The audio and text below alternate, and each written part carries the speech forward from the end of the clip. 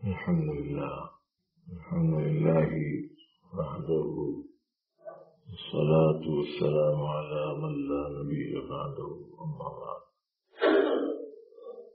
قال النبي صلى الله عليه وسلم في الضمائر 6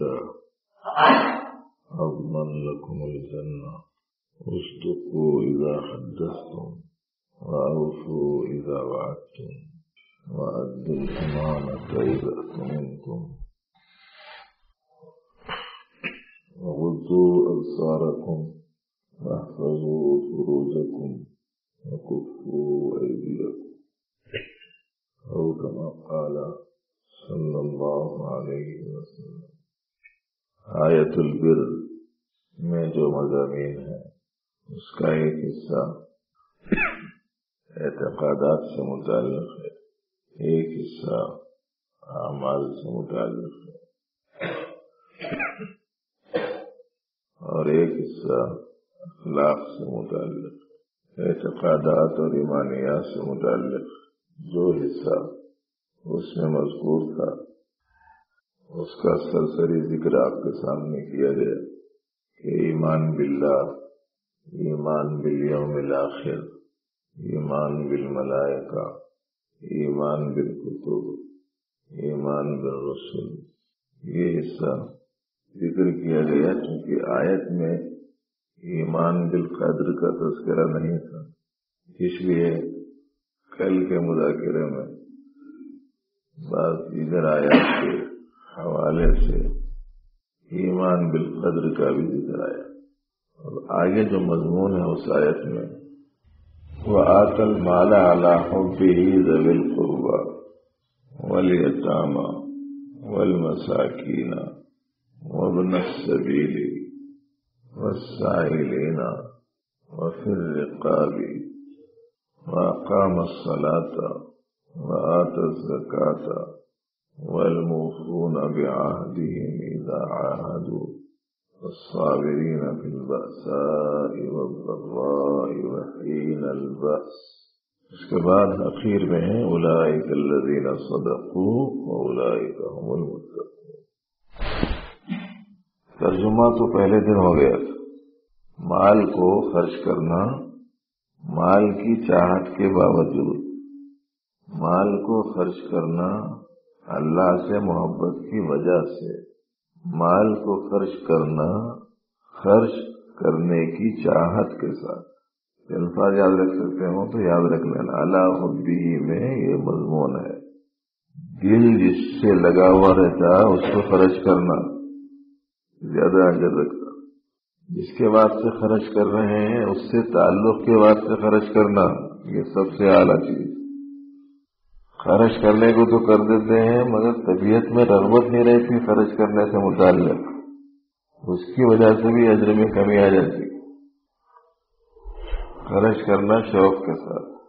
کس پہ ذوی القربى رشتہ داروں پر، والیتامى یتیموں پر، والمساکین مسکینوں پر، ضرورت مند. یتیم وہ بچے جن کے والد کا سایہ ان کے سر سے اٹھ چکا. مسکین وہ جس کے پاس ضروریات سے متعلق چیزیں موجود نہ ہوں، ضروریات مہیا نہ ہوں. وابن السبیل مسافرین پر خرچ کرنا، والسائلین مانگنے والوں پر خرچ کرنا، وفی الرقاب گردنوں کے چھڑانے میں. پہلے جس زمانے میں یہ اتری اس وقت غلاموں کی آزاد کرنے کے مفہوم میں یہ تھا، لیکن اب اگر اس فضیلت کے تحت میں کوئی چیز پانا چاہتے ہوں تو یہ خواہ مخواہ جو لوگ پھنسے ہوئے ہیں، غیر ضروری مقدمات میں الجھے ہوئے ہیں، ناحق جیلوں میں بند ہیں، چھڑانے میں استعمال کر سکتے ہوں. ہو سکتا ہے کہ وہ اجر مل جائے جو پھر رقاب میں بیان کیا گیا. اس کے بعد ارشاد ہے وَأَقَامَ الصَّلَاةَ وَآتَى الزَّكَاةَ، نماز قائم کرے، زکوٰۃ دے. الگ مضمون ہے زکوٰۃ دے، ہے نا. آتَى المال کے بعد میں تفصیل بہت ہے. وآتَى الزَّكَاةَ میں اجمال ہے، آت الزکاۃ فرض ہے، اور آت المالا میں جو مضمون بیان کیا گیا ہے وہ بعض مواقع پر تو فرض ہے، لیکن بحیثیت عمومی فضیلت سے تعلق رکھنے والا ہے۔ نماز قائم کرے، زکات دے، عہدوں کو پورا کرے، صبر سے کام لے ہر حال میں۔ ایمانیات کے بعد یہ مضمون ہے۔ آپ کو کل حدیث سنائی گئی، نبی رحمت صلی اللہ علیہ وسلم نے ارشاد فرمایا کہ ایمان کے 70 اور کچھ شاخیں ہیں۔ بضع کا جو لفظ ہے وہ 3 سے 9 تک کے واسطے آتا ہے۔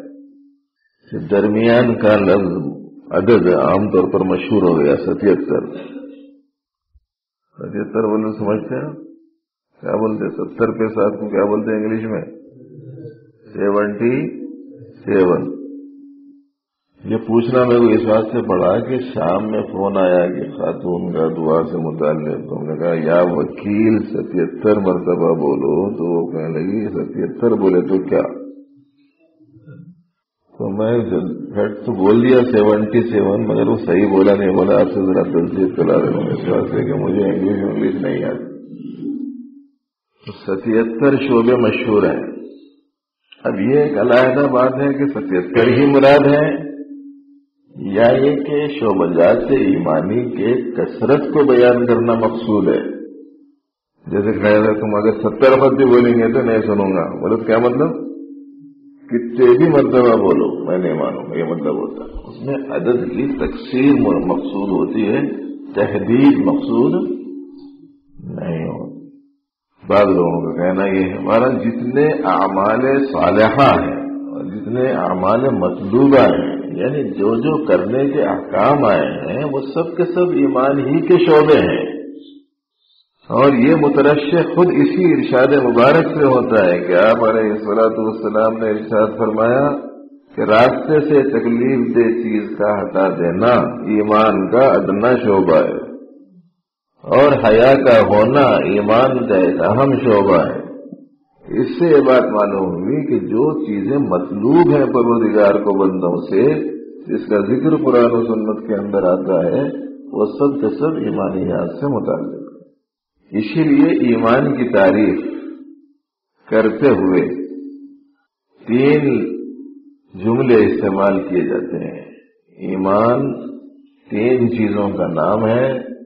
تصدیق بالجنان، دل سے کسی بات کو سچا تسلیم کر لینا۔ اقرار باللسان، اس دل میں مانی ہوئی بات کا زبان سے بھی اقرار کرنا۔ تیسرے، دل میں مانی ہوئی بات، زبان سے بولی ہوئی بات کر کے بھی دکھانا، اظہار بالارکان۔ یہ 3 لفظ ہیں ایمان سے متعلق: تصدیق بالجنان، اقرار باللسان، اظہار بالارکان۔ لیکن قرآن و سنت میں غور و فکر کرنے کے بعد میں علماء حضرات کے بہت بڑے طبقے نے یوں کہا ہے کہ اظہار بالارکان کا تعلق ایمان سے تکمیل ایمان کے سینس میں ہے، تکمیل ایمان کے مقصد میں ہے، تحقق ایمان کے لیے نہیں۔ ایمان کا ثابت ہونا تو صرف تصدیق و اقرار سے ہو جاتا۔ اب اگر اعمال کرے گا تو ایمان میں کمال پیدا ہوتا رہے گا اور اس کی کیفیات میں اضافہ ہوتا رہے گا، اور اگر اعمال چھوڑتا رہے گا تو کیفیات ایمانی میں کمزوری آتی رہے گی اور ایمان میں نقص پیدا ہوتا رہے گا۔ لیکن نفس ایمان کے واسطے صرف تصدیق و اقرار کر، وہ کیسے معلوم ہوا؟ وہ بھی قرآن شریف سے ہی سمجھ میں آتا ہے۔ قرآن شریف میں حق تعالیٰ جل شانہ نے ارشاد فرمایا: یا ایھا الذین آمنوا کتب علیکم القصاص فی القتل۔ اگر آپس میں قتل و قتال ہو جائے، کوئی کسی کو قتل کر دے تو ایسی صورت میں تمہارے ذمہ قصاص ہے، یعنی اس قتل کا بدلہ دینا ہے۔ اور ایسوں کو مخاطب کرتے ہوئے فرمایا گیا: یا ایھا الذین آمنوا، اے ایمان والو۔ اتنا بڑا جرم کرا پھر بھی یا ایھا الذین آمنوا بول رہے ہو، اس کا مطلب یہ ہوا کہ ایمان ہے۔ تقویٰ پرہیزگاری میں کمی ہو گئی. حق تعالیٰ مخاطب کرتے ہیں بندوں کو، یا ایھا الذین آمنوا اتقوا اللہ، اللہ سے ڈرو، اے ایمان والو اللہ سے ڈرو، تقویٰ اختیار کرو. تو اس لیے اعمال ایمان کے پائے جانے کے لیے لازمی شرط نہیں رکھتے ہیں، بلکہ ایمان میں کمال کے لیے. اس واسطے یہ بھی ایمان کے شعبے ہیں. اب مال کا خرچ کرنا یہ بھی ایمان کا شعبہ ہے، نماز کا قائم کرنا یہ بھی ایمان کا شعبہ ہے، زکوٰۃ کا دینا یہ بھی ایمان کا شعبہ ہے، عہدوں کو پورا کرنا یہ بھی ایمان کا شعبہ ہے، صبر کا کرنا یہ بھی ایمان کا شعبہ ہے. جب بھی خرچ کرنے کا موقع آ جائے، خرچ کرنے میں زیادہ تعامل کرنا نہیں. دینے والے مولا، ان کے پاس کون سی کمی ہے؟ اگر ہم کو حکم ملا ہے، ہم نے جو دیا ہے وہ دے دو، دے دینا. انہوں نے دیا ہے، انہوں نے کہا دو، ہم دے رہے ہیں تو ان کو معلوم ہے کہ نہیں ہے؟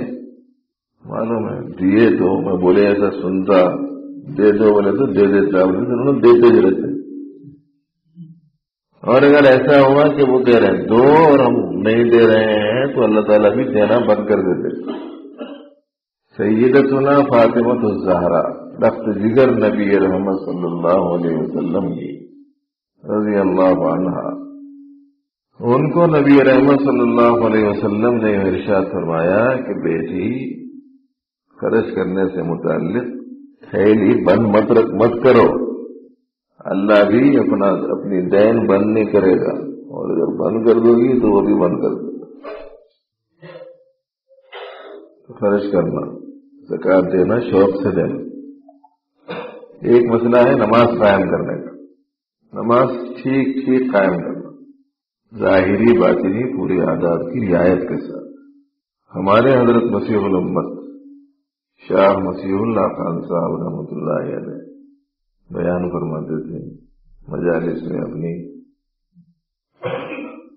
ایسے جا کے اللہ اکبر کی نماز میں ایسے شروع کرتے نا، جی ارے بچوں سمجھے کیا ہے، اگر آپ توجہ سے سنیں گے تو سنا دو.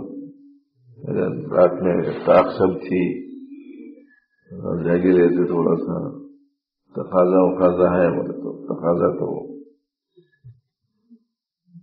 کیونکہ موقع پھر بار بار ایک سوئی کے ساتھ گفتگو کا نہیں ملتا ہے، اس لیے چاہ رہے ہیں کہ بھائی تھوڑا سا مذاکرہ ہو جائے ان باتوں کا.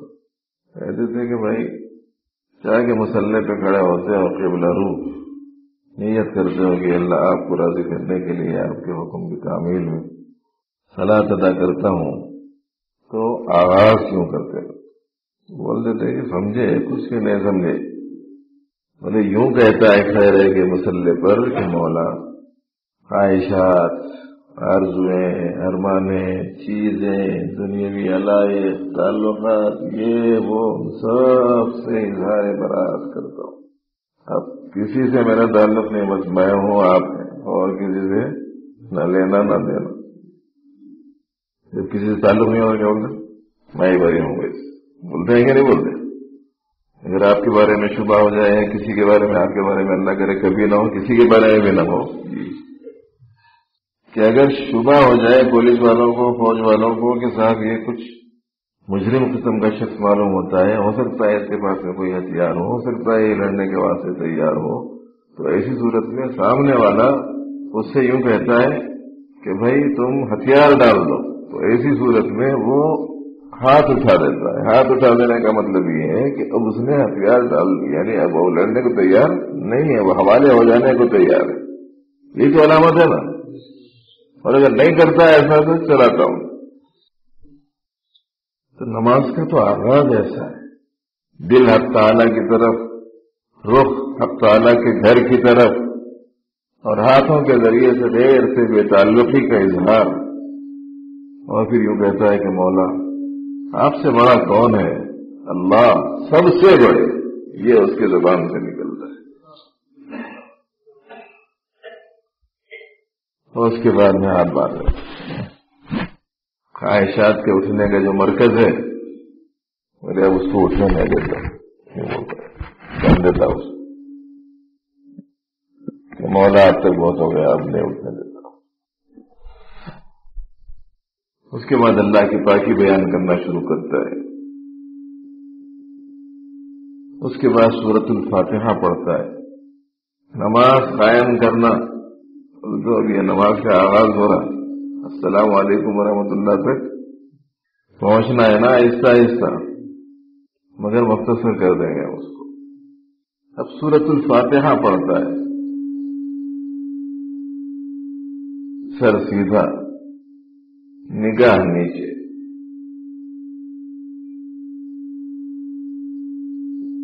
زبان اس کی یاد میں، کان اس کے کلام کو سننے میں۔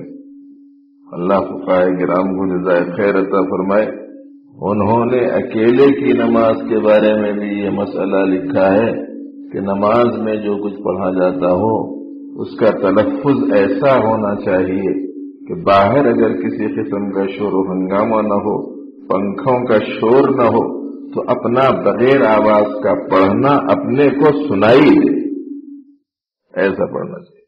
یہ جو خالی خیر ہے کہ سوچتے نا سورہ فاتحہ، اس کا نام تلاوت نہیں، سوچتے ہیں خالی۔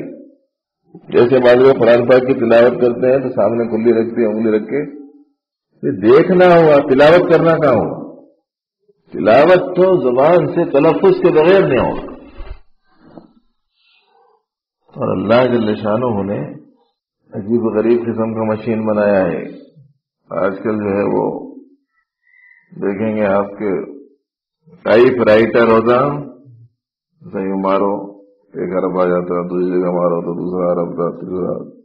ایسے ہی پروردگار عالم نے یہ حروف کے پوائنٹ بنا دیے اور زبان کو اس پر چلانے والا بنایا۔ یہاں لے کے زبان کا کنارہ فلانی جگہ ماریں گے تو بہت نکلے گا، فلانی جگہ ماریں گے پا نکلے گا، فلانی جگہ ماریں گے تا نکلے گا، فلانی جگہ زبان لگائیں گے زال نکلے گا، فلانی جگہ لگائیں گے سین، فلانی جگہ لگائیں گے سا۔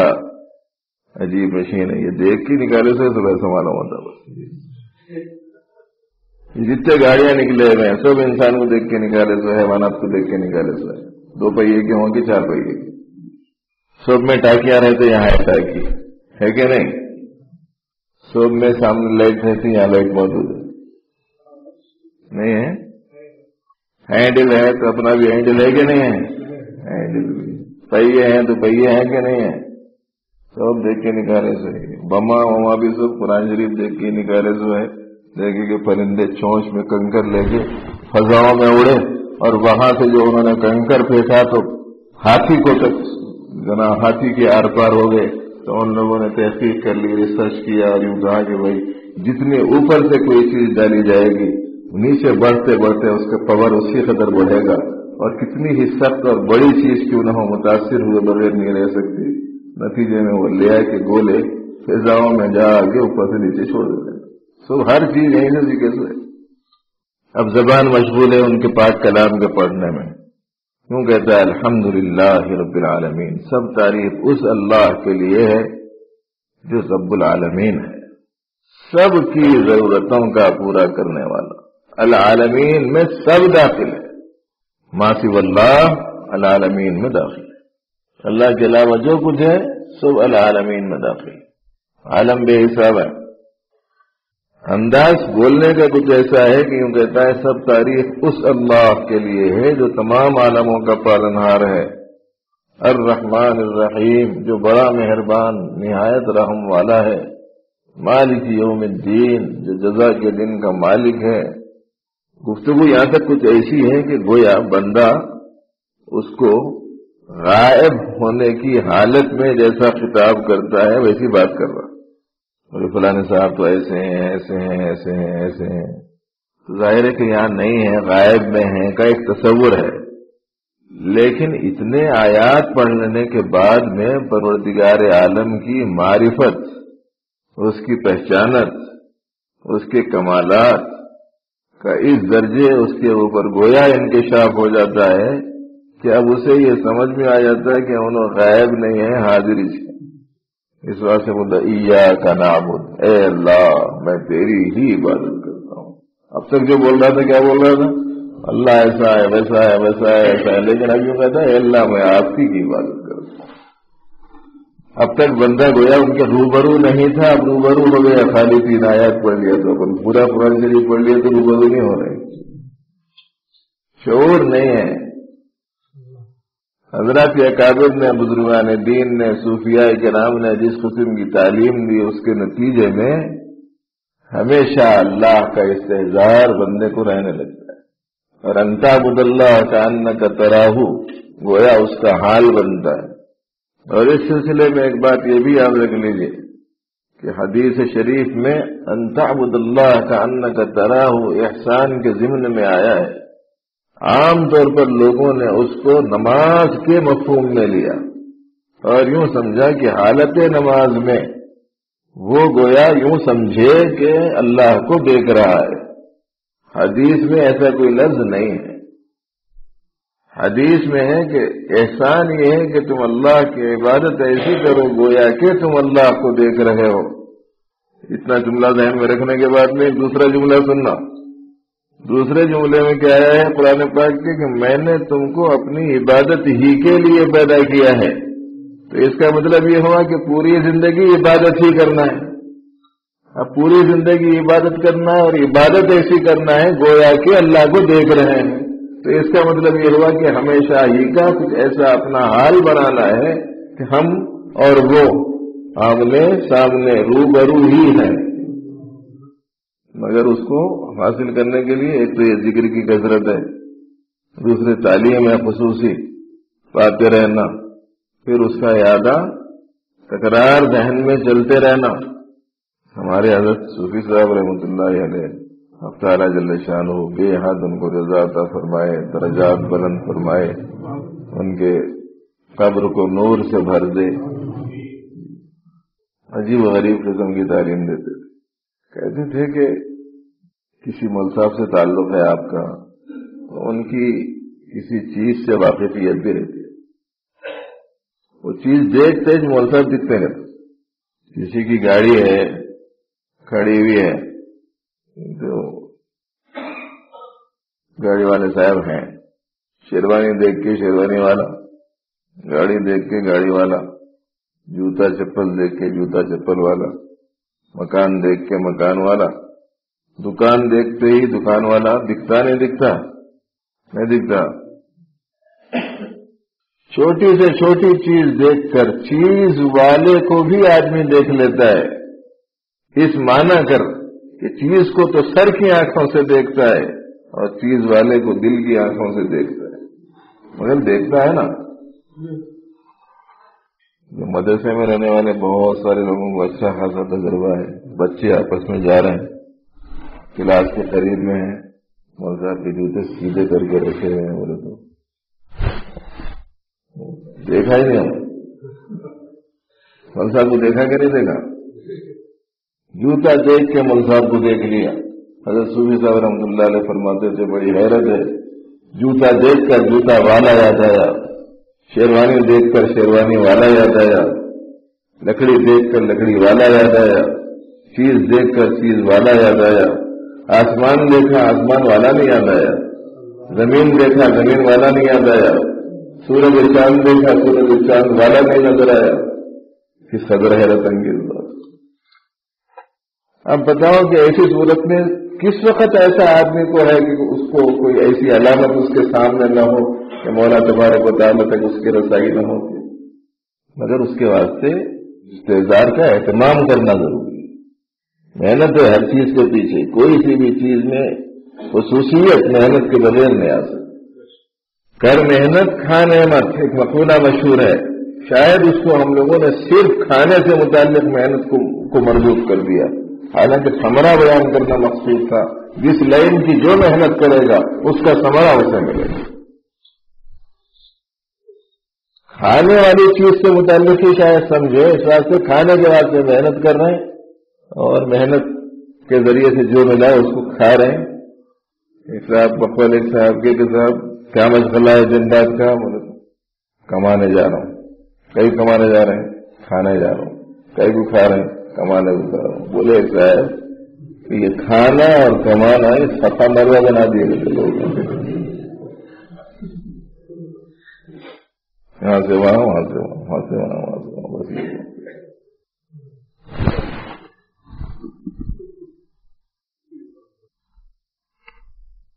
کائنات کا ہر ذرہ اللہ جل شانہ کی قدرت کی ایک نشانی ہے، اس کی یکتائی کی ترجمانی اس کے ذریعے سے ہوتی ہے۔ اسی لیے بزرگوں نے فرمایا وفی کل شیء لہ آیۃ تدل علی انہ واحد، ہر چیز میں ایک نشانی موجود ہے جو بتلاتی رہتی ہے کہ اللہ یکتا ہے، ہر چیز میں علامت موجود۔ العالمین میں یہ سب داخل ہیں، ان کو دیکھنے کے بعد میں دیکھنے کا طریقہ الگ الگ ہوتا ہے، کسی بھی چیز کو پہچاننے کے کچھ اصول ہیں، کچھ ضابطے ہیں، بتلاتے تھے ہمارے بڑے لوگ کہ ذات کو پہچاننا ہو تو صفات سے، افعال سے، آثار سے پہچانا جاتا ہے، ذات پہچانی جاتی ہے۔ ڈالی توڑ کے بتائے کئی کی ہے پہچانو، فوراً دیکھتے بول رہے تھے نیم کی ہے، تو سمجھ گئے پوچھنے والے شہر کے پتے دیکھتے پہچان لیا ہے، تو پتے نکال کے تو بتا کے کئی کی ڈالی ہے پہچانو، ذرا نزدیک لا بولتا، اس کی چھال دیکھ کے فوراً بولتا کہ نیم کی ہے، تو جب سمجھ گیا پوچھنے والا کہ چھال دیکھ کے پہچان لیا، تو وہ کھال بھی اتار دیتا، اس چھال نکال دے کے سفید ڈنڈی رہ جاتی، وہ بتا کے پوچھتا ذرا یہ کئی کی ہے پہچانو، تو بولتا ذرا میرے ہاتھ میں دے، بولتا سونگ کے بولتا نیم کی ہے، بولتا۔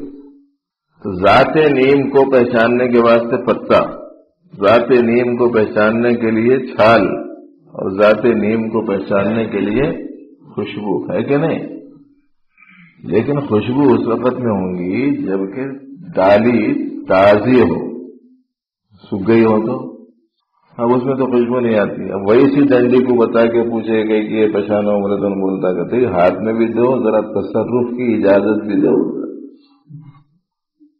ذرا اس کا کنارہ چاند کے بولتا کہتے نیم کی ہے۔ تو نیم کی ذات کو پہچاننے کے لیے پتا، نیم کی ذات کو پہچاننے کے لیے چھال، اور نیم کی ذات کو پہچاننے کے لیے خوشبو یا ذائقہ، یہ جیسے سبب بن رہے ہیں، فوراً دیکھ کے بولتے ہیں کہ یہ نیم کی چیز ہے۔ حضرت فرماتے تھے کہ ربانی معرفت یا کسی بھی چیز کی معرفت کے لیے ایک بنیادی اصول کی حیثیت رکھتا ہے۔ اس کے بعد حق تعالیٰ جل شانہ کی معرفت کے ضمن میں یوں فرماتے تھے کہ دیکھو کائنات کی ہر چیز اس کو پتے کی جگہ پر رکھو، اس کے پیچھے جو حرکات ہیں اس کو چھال کی جگہ پر رکھو، ان حرکات کے پیچھے جو صفات و خصوصیات ہیں اس کو خوشبو اور ذائقے کی جگہ پر رکھو، اور پھر اس کے ذریعے سے ذات کو پہچانو۔ کائنات کا ہر ذرہ آثار اللہ ہے، اس کے ذریعے سے پہچاننا۔ آنکھ چھ کو دیکھتی ہے اور دل چھ والے تک پہنچتا ہے کہ یہ اللہ کی بنائی ہوئی۔ تو حالت نماز میں الحمدللہ رب العالمین پڑھ رہے ہیں، تو اب العالمین میں سب کچھ ہے، الرحمن الرحیم مالک یوم الدین، اتنا پڑھنے کے بعد میں پروردگار عالم کی کچھ معرفت اس درجے کھل جاتی ہے اس کے اوپر۔ اب تک جس کو انہیں غائب سمجھ رہا تھا ایسا نہیں ہے، وہ سامنے سے بول کے ایاک نعبد و ایاک نستعین کہتا ہے، یوں کہہ کے اس کی سورۃ الفاتحہ کی تکمیل ہوتی ہے، اور اس کو بھی پروردگار عالم نے 3 حصوں میں بانٹ دیا۔ الحمدللہ رب العالمین سے لے کر مالک یوم الدین تک کا ایک حصہ ہے، ایاک نعبد و ایاک نستعین تک ایک دوسرا حصہ ہے، اہدنا الصراط المستقیم سے والضالین تک تیسرا حصہ ہے۔ جب بندہ کہتا ہے الحمدللہ رب العالمین تو اللہ تعالیٰ کہتے ہیں حمدنی عبدی، جب بندہ کہتا ہے الرحمن الرحیم تو اللہ تعالیٰ فرماتے ہیں اثنا علیہ عبدی، اور جب بندہ کہتا ہے مالک یوم الدین تو حق تعالیٰ فرماتے ہیں مجدنی عبدی۔ اس کے بعد جب بندہ کہتا ہے ایاک نعبد و ایاک نستعین تو اللہ کہتے ہیں ھذا بینی و بین عبدی ولعبدی ما سأل۔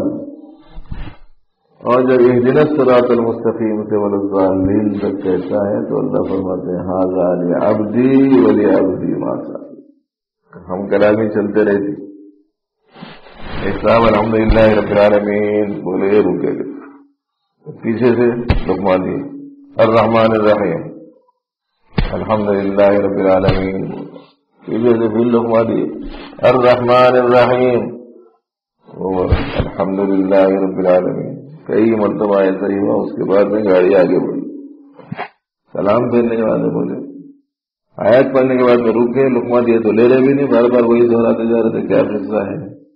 ان کا ایک خاص حال تھا، ایک خاص کیفیت تھی، سب کے واسطے نہیں ہے، سب کے لیے حکم نہیں ہے۔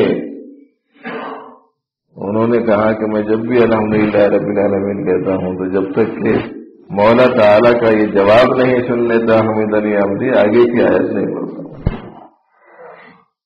کیفیت ہے کسی کسی کو پروردگار عالم عطا فرماتا۔ میرے بندے نے میری تعریف کی، میرے بندے نے میری ثنا کی، میرے بندے نے میری بزرگی بیان کی، یوں جواب دیتے ہیں پروردگار ایاک مالک یوم الدین تک۔ جب بندہ کہتا ہے ایاک نعبد و ایاک نستعین تو حق تعالیٰ فرماتے ہیں کہ یہ میرے اور میرے بندے کے درمیان کی چیز ہے، اور میرے بندے نے مجھ سے جو مانگا میں اسے دوں گا۔ مدد طلب کر رہا ہے بندہ، میں اس کی مدد کروں گا۔ عبادت کر رہا ہے تو یہ میرا حصہ ہے، مدد طلب کر رہا ہے تو یہ اس کا حصہ ہے، یہ آدھا حصہ ہو گیا۔ اہدنا الصراط المستقیم میں سے تو صرف سوال ہی کر رہا ہے، پورا کا پورا اپنے واسطے، مجھے سیدھا راستہ دکھا، انعام والوں کا راستہ دکھا، گمراہوں کے راستے سے بچا۔ تو اللہ تعالیٰ فرماتے ہیں کہ میں بندے کو وہ دوں گا جو اس نے مانگا۔ کیسی عجیب و غریب ترتیب ہے۔ دیکھو نبی کریم صلی اللہ علیہ وسلم کے بیان فرمودہ باتیں ہیں، اس سے ترجمانی پیش کی جا رہی ہے آپ کے سامنے۔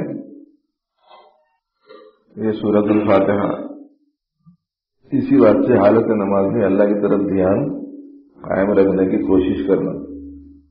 ہم نے اپنے استاد محترم سے سنا تھا، انہوں نے کسی روایت کے حوالے سے بیان کی، جب نماز والی حالت میں بندہ ادھر ادھر چلے جاتا،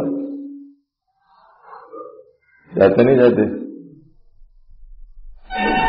جو جس کام میں رہتا وہ کام میں چلے جاتا۔ حالت کچھ ایسی ہے ہماری اس وقت، محنت ہی نہیں، دکان والا دکان میں، لڑائی والا لڑائی میں، کرکٹ والا کرکٹ میں، فٹ بال والا فٹ بال میں، جو جس قسم کے مشغلے میں رہتا اس میں چلے جاتے نماز والی حالت میں جب بندہ ادھر ادھر جاتا ہے اللہ تعالیٰ پوچھتے ہیں، آدمی جس کی طرف متوجہ ہوتا ہے یا تو کسی کمال کی وجہ سے متوجہ ہوتا ہے، یا حسن و جمال کی وجہ سے متوجہ ہوتا ہے، یا فضل و نوال کے واسطے متوجہ ہوتا ہے، یعنی کسی کا بہت احسان ہے تو متوجہ ہو گیا اس کی طرف، کسی میں بہت ہی غیر معمولی حسن و جمال ہے تو اس کی طرف متوجہ ہو گیا، کسی میں غیر معمولی کمال ہے تو اس کی طرف متوجہ ہو گیا۔ جب حالت نماز میں بندہ اللہ کے سامنے کہہ رہے کہ ادھر ادھر جاتا تو اللہ تعالیٰ بندے سے پوچھتے رہتے، مجھ سے بھی زیادہ کوئی کمال والا دکھا کہ جو ادھر تو چلا گیا، مجھ سے بھی زیادہ احسان کرنے والا تجھے کوئی نظر آیا کہ تو ادھر چلا گیا۔ محنت کر کے کوشش کر کے نماز کو دھیان والی بنانا، جدوجہد کرنا، کوشش کرنا۔ ہمارے استاد محترم کے حضرت مولانا قاری عبدالرحیم صاحب رحمۃ اللہ علیہ نابینا سبع عشرہ کے قاری تھے، ہم کو بھی ان کے پاس بیٹھ کے پریکٹس کرنے کی سعادت ملی ہے، سبع عشرہ کی نہیں خیرت کی، مگر اس لیے نہیں بولوں گی آپ کو کوئی خواہش ظاہر کریں گے، کچھ سنا دیجیے۔ عالمیت کا کورس کیا انہوں نے، حضرت مسیح الامت رحمۃ اللہ علیہ کے مجلس سے بھرپور استفادہ کرتے رہے، حتیٰ کہ حضرت نے ان کو اجازت بھی دے دی، خلیفہ بنا دیا۔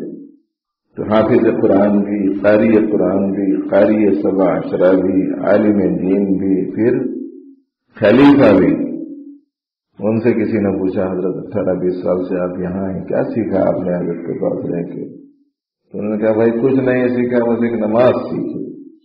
ہم لوگ اہتمام نہیں کر رہے ہیں اس سے کہ بھائی میری نماز بھی آنے والی۔ غرض یہ ہے کہ اب اس کے بعد میں سورۃ الفاتحہ کے بعد ہم نے سورت بندہ کرتا ہے، اس کے بعد اللہ کی بڑائی اس درجے اس کے اوپر غالب سی آنے لگتی ہے کہ وہ کھڑے ہو کر ان کی بڑائی بیان کرتے کرتے حق تعالیٰ جل شانہ کی کبریائی کا اس درجے تاثر اس میں پیدا ہوتا ہے۔ وہ کہتا ہے کہ نہیں، اب تو اپنے آپ کو جھکا ہی دینا چاہیے، اپنی عاجزی کا اظہار، ان کی بڑائی کا اظہار اسی طریقے سے کرنا چاہیے کہ اپنا سر جھکا دے اور رکوع میں چلا جائے اور اللہ اکبر بول کے رکوع میں چلے جائے۔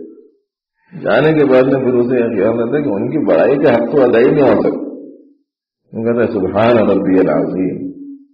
قرآن پاک کی آیت اتری فسبح باسم ربک العظیم، تو نبی رحمت صلی اللہ علیہ وسلم نے ارشاد فرمایا اجعلوها فی رکوعکم، اور جب سبح اسم ربک الاعلی اتری تو پیارے نبی علیہ السلام نے فرمایا اجعلوها فی سجودکم۔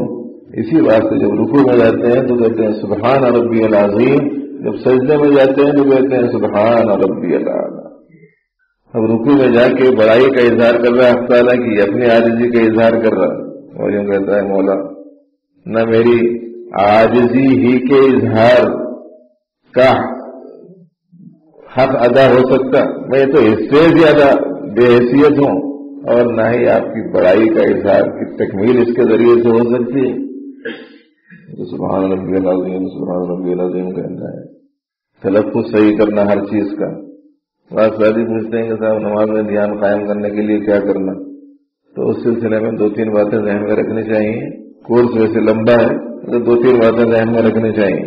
ایک بات تو یہ ذہن میں رکھیے کہ عام طور پر آدمی جو ہی کسی جگہ ایک سوئی کے ساتھ کھڑا ہو جاتا ہے یا مشغول ہو جاتا ہے تو غیر اوقات میں جس چیز میں اس کا دل دماغ لگا رہتا ہے وہ ریل چالو ہو جاتی ہے۔ اس کی بنا پر یوں کہتے ہیں کہ چلتے پھرتے اٹھتے بیٹھتے اپنے دل کی توجہ کو حق تعالیٰ کی طرف رکھنے کا اہتمام کرنا، اور یہ 3 راستوں کی خاص حفاظت کرنا، آنکھ، کان، زبان۔ سرمایہ پورا یہ دل میں ہے۔ ہمارے استاد محترم سے حضرت مولانا یاسین صاحب بڑے صاحب حال بزرگوں میں سے گزرے ہیں، کئی برس ان کے پاس پڑھنے کی سعادت ملی۔ بزرگوں کی زندگیوں کے احوال میں بڑی عبرت کے، موعظت کے، نصیحت کے سامان ملتے ہیں۔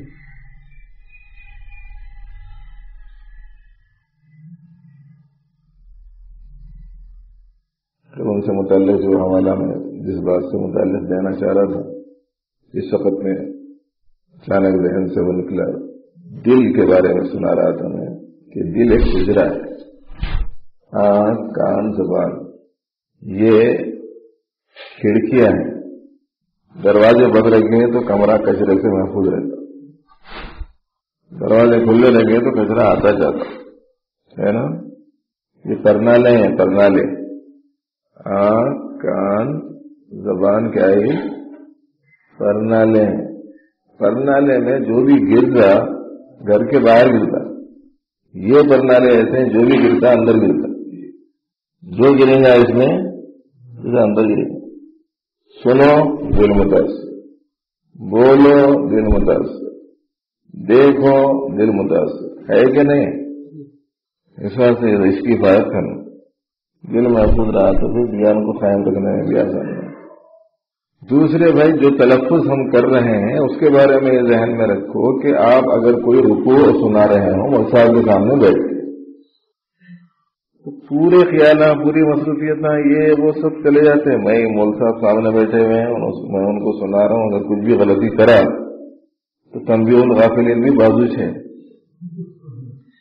تنبیہ الغافلین کو جانتے نا؟ جانتے نہیں؟ جانتے؟ چھڑی کو بولتے ہیں، ٹکلے کے بیٹھے ہوئے ہیں، ویسے بھی جلالی ہیں، اور خاص طور سے قرآن پاک کی تعلیم سے متعلق تو ان کا مزاج ایسا ہے کہ ذرے سی کمی کوتاہی کو برداشت نہیں کرتے. بیٹھے ہوئے ہیں, پوری توجہ سے سن رہے ہیں, بازوں میں چھڑی موجود ہے, طبیعت میں ویسے ہی جلا رہے, اب آپ سنا رہے ہیں. دھیان پورا وہ صحیح پڑھنے کی طرف. مول صاحب سامنے ہیں, ان کو سنا رہا ہوں, کچھ بھی غلطی گئی تو ناراض ہو جاتے بول کے, پورے دھیان کے ساتھ.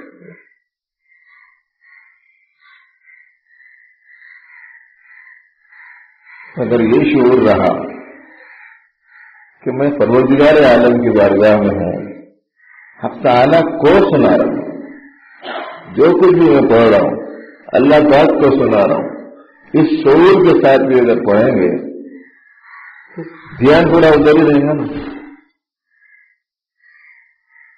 جب ہم شروع تراویح سناتے تھے, تراویح میں خاص طور سے پورا خیال قرآن اور پارا اور رکوع اور آیات اسی پہ رہتا تھا.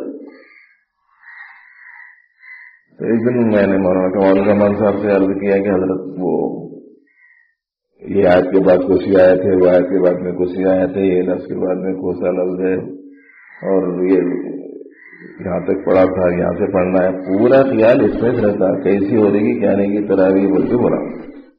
تو مولانا بولے صبح نمازوں میں تمہاری تراویح ٹھیک ہو گئی. اس واسطے کہ تمہارا دھیان پورا اللہ کے پاک کلام کی طرف ہے, تو وہ اللہ ہی کی طرف ہے. تو جو ہم پڑھ رہے ہیں اس کی طرف دھیان دیں, توجہ دیں.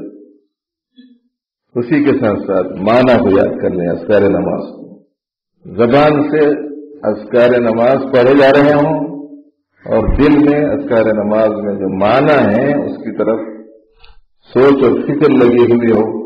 ان دونوں چیزوں میں لگے رہنا بھی نماز میں دھیان کے واسطے کافی. پھر اللہ مجھے دیکھ رہے ہیں اور حق تعالیٰ کے سامنے میں کھڑا ہوا ہوں, یہ تصور بھی نماز میں دھیان کو قائم کرنے میں مددگار ہوتا ہے. 2-3 ساتھیوں نے آنے کے بعد سے کہا تھا وہ نماز میں دھیان نہیں رہتا, تو اس لیے بات آئی تو عرض کر دی. رکوع کرنے کے بعد بھی اس میں اطمینان نہیں ہوتا. پھر سمع اللہ علیہ حمدہ بول کے کھڑے ہو کے پھر اللہ اکبر کہہ کر اپنی عاجزی کی جو آخری شکل ہو سکتی ہے اس کو پستی میں ڈال دیتا ہے, اپنے سر کو زمین پہ ٹیک دیتا ہے. لیکن وہاں جا کے بھی اس کا شعور یہی ہے کہ نہ میری عاجزی کے اظہار میں پوری طریقے سے کامیاب ہو سکا ہوں, میں تو اس سے بھی زیادہ بے حیثیت ہوں, اور نہ ان کی کبریائی کا اظہار اور اقرار کی تکمیل بھی اس کے ذریعے سے ہو سکتی ہے. پروردگار تو اس سے بھی پاک ہیں, کہتا ہے سبحان ربی اعلیٰ. پھر اس کے بعد میں اٹھتا ہے تو پھر اطمینان نہیں ہوتا, تو پھر اللہ اکبر کر کے چلے.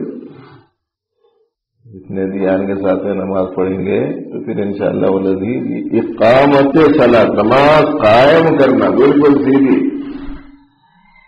تھوڑی سی جدوجہد کرنا کوشش کرنا چاہیے, ظاہری آداب باطنی آداب کی رعایت کے ساتھ. اور حضرت مسیح محمد رحمۃ اللہ علیہ فرماتے تھے کہ دیکھو نماز اللہ سے شروع ہوتی, اللہ پر ختم ہوتی. ایسی ہوتی ہے نا سب کی نماز, کہاں سے شروع ہوتی ہے؟ اللہ سے. کہاں ختم ہوتی ہے؟ اللہ پر. تو حضرت مسیح محمد رحمۃ اللہ علیہ فرماتے تھے شروع میں اللہ, اخیر میں اللہ, تو بیچ میں کئی تو غیر اللہ, درمیان بھی اللہ کی طرح متوجہ رہو. اور پھر نماز جب مکمل ہوئی تو کہتے السلام علیکم ورحمۃ اللہ. سلام کون کرتا؟ کہیں باہر سے آئے کون کرتا نا. نماز میں جا کے یہاں سے چلے گیا تھا, اب آ رہا پھر عالم دنیا میں السلام علیکم. اقام الصلاۃ, اہتمام سے نماز کو بنانے کی جدوجہد کوشش کرنی چاہیے. وقت ہو گیا اشراق کا, اشراق تک کے وقت کے لیے بہرحال آپ حضرات کو مشغول رکھنا تھا. اس وقت میں بالکل درج کیا گیا, تعالیٰ اپنے کرم سے صحیح فہم بھی عطا فرمائے, علم نافع نصیب فرمائے, اس کے تقاضوں کو پورا کرنے کی توفیق دے. اللهم وفقنا لما تحب وترضى. اللهم انا نسألك الهدى والتقى والعفاف والغنى. اللهم انا نسألك ايمانا لا يرتد, اللهم إنا نسألك إيمانا لا يرتد ونعيما لا ينفد ومرافقة سيدنا ونبينا محمد صلى الله عليه وسلم في أعلى درجة الجنة جنة الخلد يا رب العالمين. اللهم إنا نعوذ بك من جهد البلاء ودرك الشقاء وسوء القضاء وشماتة الأعداء. اللهم إنا نعوذ برضاك من سخطك وبمعافاتك من عقوبتك ونعوذ بك منك لا نحصي ثناء عليك أنت كما أثنيت على نفسك. اللهم وفقنا لما تحب وترضى وأصلح لنا شأننا كله ولا تكلنا إلى أنفسنا طرفة عين. وصل وسلم وبارك على سيد المرسلين الحمد لله رب العالمين. دیکھو آج جمعہ ہے، سورہ کہف کی تلاوت کا اہتمام کرنا ہے. جو معتکفین مسنون معتکف ہیں وہ حضرات جمعہ کے لیے غسل کرنے سے پرہیز کریں، اور درود شریف کی آج خصوصیت سے روز کے مقابلے میں زیادہ کثرت کرنی چاہیے، خاص طور سے عصر اور مغرب کے درمیان میں. اللهم صل على سيدنا محمد النبي الأمي وآله وسلم تسلیما. یہ کم از کم 80 دفعہ پڑھ لینے کا اسے معمول بنا لینا زیادہ بہتر ہے. ایسے ہی وقت پر پہنچنا اور جو سنتیں کل آپ کو سنائی گئی ہیں جمعہ کی، اس کا پورا لحاظ رکھنے کی کوشش کرنا چاہیے ساتھیوں کو. اللہ تعالیٰ توفیق ہے.